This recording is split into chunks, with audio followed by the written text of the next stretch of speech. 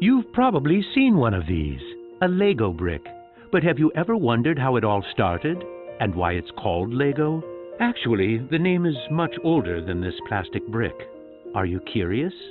Let me tell you how it all began. Many years ago, there was a skilled and hard-working carpenter named Ole Kirk Christensen. Ole was a respected carpenter with his own company, but times were hard, so he didn't have much money and had to dismiss his last worker.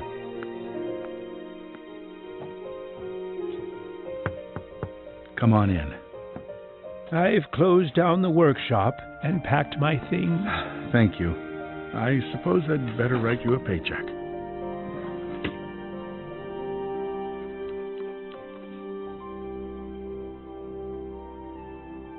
Take care.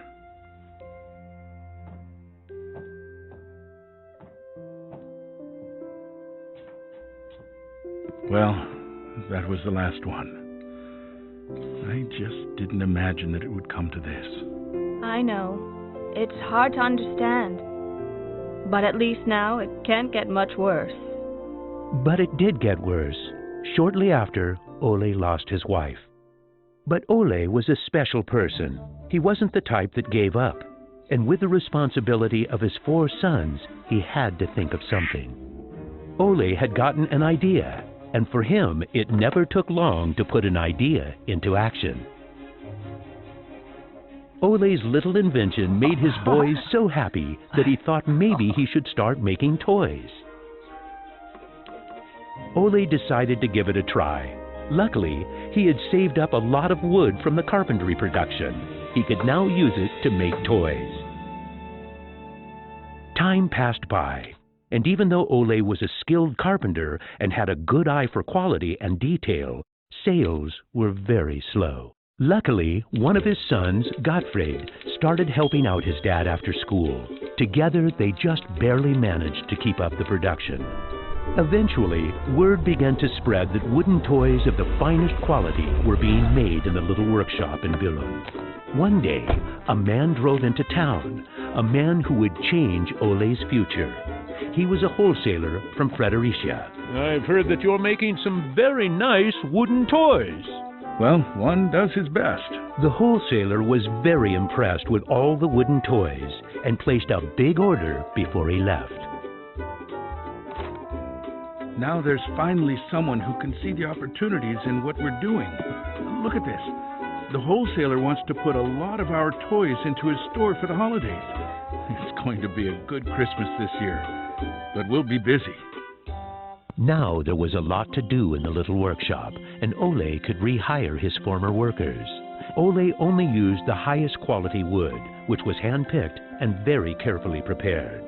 They worked day and night to get the order finished, so the wholesaler could get the toys out in stores before Christmas. Is there something wrong, Dad? I'm afraid that we're in big trouble. In the middle of their work, Ole received a letter saying that the wholesaler had filed for bankruptcy and couldn't buy the toys that he had ordered. But what are you going to do? What about Christmas? Now we can't even afford food? I'll do it. What are you going to do, Dad?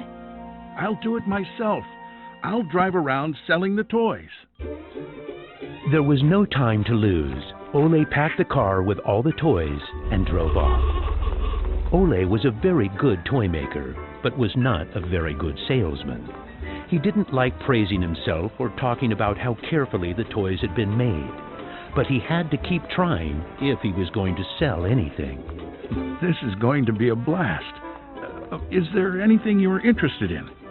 It looks exciting, but I don't have a lot of money right now. Maybe we could trade and call it even. Well, I would prefer money, but... In the end, he succeeded in selling all the toys.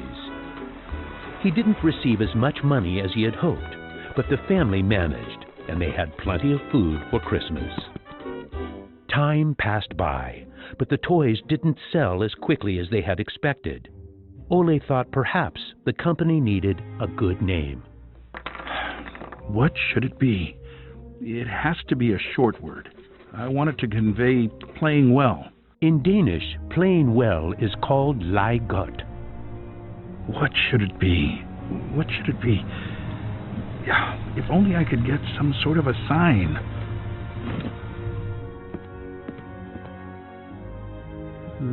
Lego. As you can see, Ole himself ended up finding a very suitable name. But what he didn't know was that in Latin, the word Lego means I put together. The name Lego was well received, and the company slowly started to move forward. We have made 3,000 crowns this year, and we have more orders than usual. Did you say 3,000 crowns? Then you need to see what I've been looking at. Even though Gottfried wasn't comfortable spending money on a milling machine, he could see that it was useful and that the quality of the toys improved. Could you finish the last batch and get it ready for shipping? I will. Dad, I saved a lot of money for the company today. Really? How? I figured we could save money in the lacquer, so I only coated the ducks twice instead of 3 times. You what? Unfortunately, Gottfried's idea didn't go over well with Ole. Ole made Gottfried unpack all the ducks himself, give them the last layer of lacquer, and bring them back to the train station. Ole believed in high quality and not cheating his customers. When Gottfried returned, Ole explained that that wasn't the way to create a good brand. This little lesson opened Gottfried's eyes to the fact that every detail matters, and only the best is good enough. In the late 1930s, Lego was making a profit. Even when the Second World War broke out, they tried to make the best out of a difficult time. It seemed nothing could go wrong. But a stormy night in 1942 changed their luck.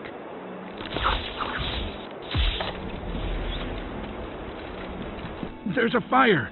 The workshop is on fire! But when the firemen arrived, they were unable to save the workshop. It burned to the ground, and all the drawings and models were destroyed. Ole was beginning to lose hope. All that he had worked for was gone, and he almost lost his company. But being responsible for his children and workers inspired him to rebuild Lego. A new factory was constructed. Soon the production of wooden toys started again. The little company fought its way back into the market.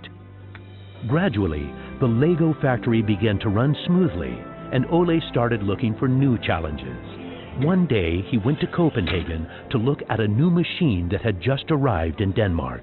It was a plastic molding machine, and Ole was very excited about it. Should we buy it? It sure is a good bargain, and it will give us a lot of opportunities. Well, it does sound interesting, but it is a lot of money. I'll take that as a yes. When the plastic molding machine finally arrived, Ole started making little plastic teddy bears and rattles. But he still had the plastic bricks that he had received at the fair.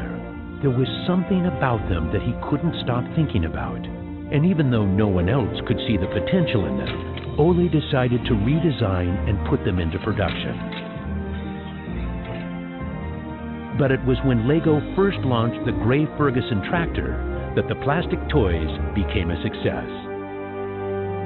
Unfortunately, the sales were dropping during the summer, and the company had too many toys in stock. This can't be right. Of course our products can be sold the whole year, not only for Christmas. Gottfried decided that he would go out and sell the toys himself. Gottfried brought his wife Edith as company and moral support. If you can't get cash, then we need butter and eggs. Well, it wasn't that bad. Gottfried was a success in his trip around the country, which helped Lego to get out of its financial crisis. They reached home just in time for Ole's birthday party. Ole turned 60, and the whole family was gathered to celebrate with him. Well, I guess it was a long trip around the country. Hey, I got an idea. Listen. What about a picture with the 3 generations? Everyone thought that was a good idea, and we were placed on the sofa with all the presents and flowers around us. On a business trip to England, Gottfried met the head of a big shopping center on his way home. They discussed the toy industry, and the conversation would be very important to the future of Lego. Damn this industry. I just think that toys are no good nowadays. What do you mean? I think they're working very well. Oh, they work fine, sure, but there's no system in anything. System? System? There isn't any system. What in the world are you doing, Gottfried? There isn't any system. The toys need an idea and a system built around it. I want to put system into play. Children have only been offered ready-made solutions. They need something different that will strengthen their imagination and creativity. So you're trying to put Lego into a system? Interesting. That same year, Lego started producing the first Lego system of play. Children could now build houses from the Lego bricks. The town plan gave play a realistic town setting, and with this, children learned about traffic safety.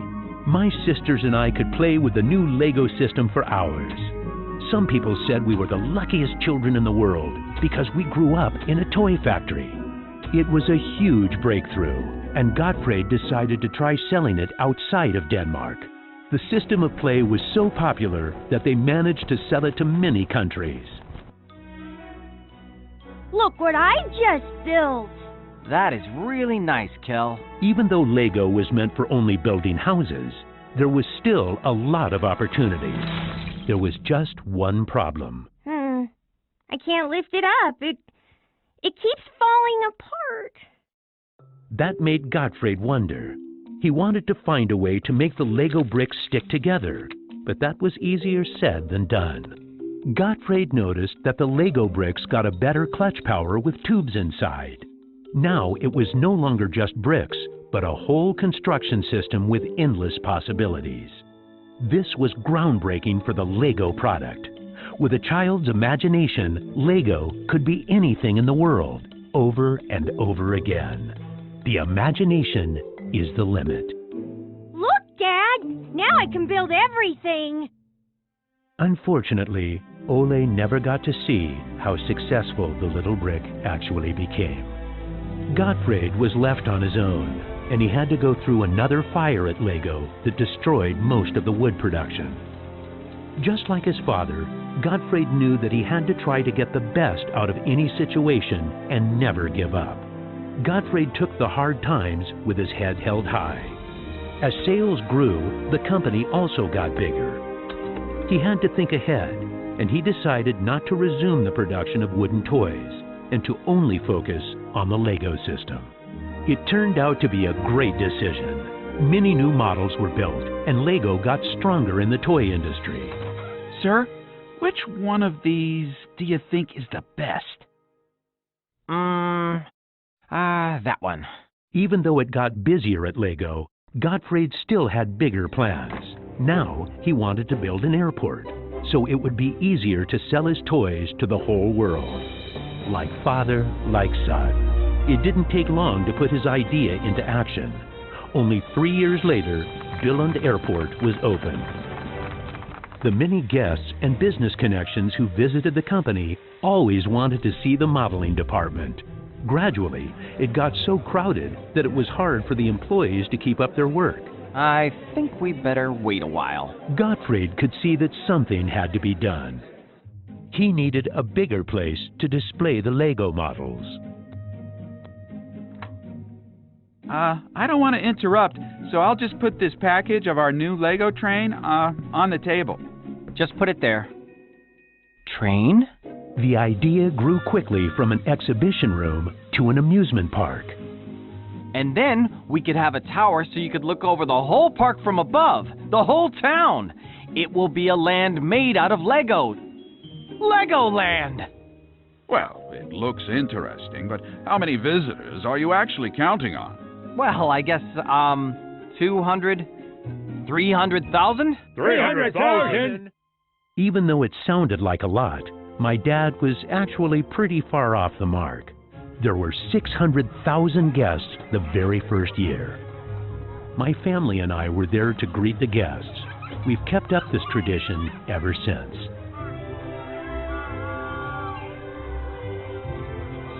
Now you know how it all began. Lego wouldn't be what it is today if it hadn't been for my grandfather's sense of quality and search for perfection.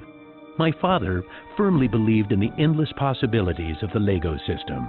I seek to take the Lego idea even further, encouraging children to explore, experience, and express their own world, a world without limits. And we are still convinced that only the best is good enough, because children deserve the best.